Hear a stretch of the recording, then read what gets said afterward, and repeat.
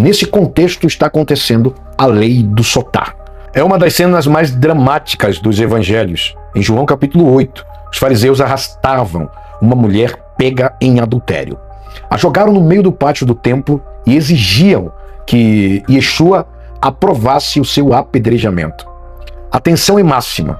Todos esperam que ele fale. Mas Yeshua faz algo desconcertante.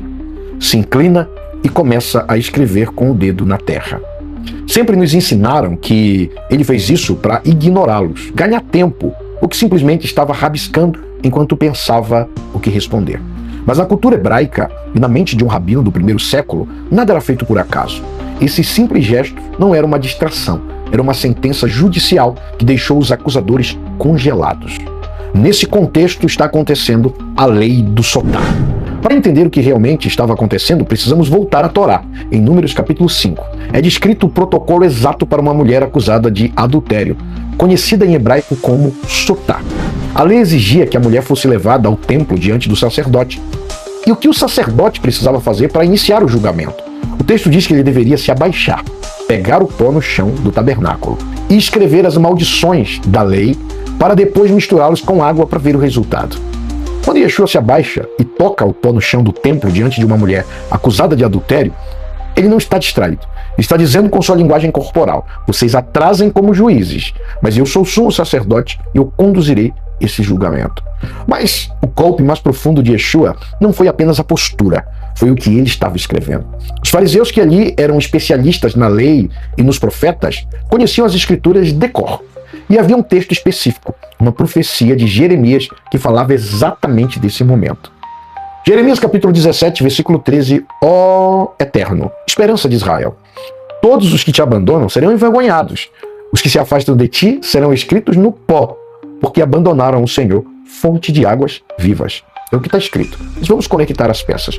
Poucas horas antes, naquele momento, no templo, João capítulo 7, bem antes, Jesus havia se levantado diante de todos declarando: se alguém tem sede, venha a mim e beba. Ele acaba de se revelar como a fonte de águas vivas, Ma'im Haim, em hebraico. Os fariseus o haviam rejeitado, tinham se afastado dele.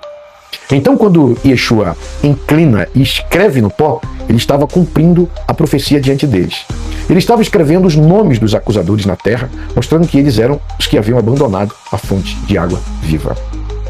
O texto diz que Jesus se levantou e soltou uma frase brutal: aquele que dentre vós está sem pecado, seja o primeiro a tirar a pedra contra ela. Então voltou a se inclinar e continuou escrevendo. É o que diz o texto. De repente, silêncio, e o som das pedras caindo no chão.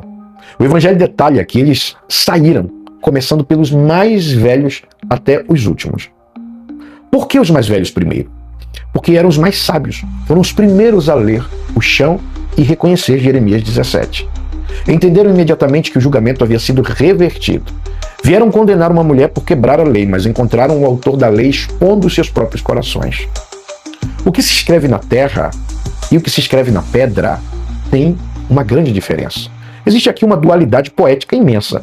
Primeiro, que os fariseus queriam explicar a lei escrita em tábuas de pedra, inflexível, dura, mortal. Mas Jesus escreveu no pó. Por quê? Porque o que se escreve no pó é temporário, o vento apaga. Ele não veio gravar nossos pecados em pedra para nos condenar eternamente. Quando ele fica sozinho com a mulher, ele não diz: você não fez nada de errado. Mas ele diz: nem eu te condeno. Vá e não peques mais. Ele se inclinou até o seu nível. Às vezes, a vida te joga no chão, cercado por vozes que só sabem lembrar seus erros, suas quedas, suas vergonhas. Pessoas que até você mesmo estão prontas para lançar pedras de condenação, exigindo que você pague pelo que fez. Mas o Messias, ele não se junta aos que te apedrejam de cima. Ele faz diferente. Ele se abaixa, se inclina até a altura do seu pior momento, até o pó da sua dor. Ele confronta seus acusadores, desmonta a sua vergonha e permite que o vento da graça apague o seu passado escrito na terra. Hoje você se sente cercado pelo julgamento, mas lembre-se disso. A fonte de águas vivas não veio lançar pedras contra você, mas veio te dar a oportunidade de se levantar, limpar o pó dos joelhos e começar uma história completamente diferente, limpo e lavado por Ma'im Haim, pela água viva que é Cristo Jesus.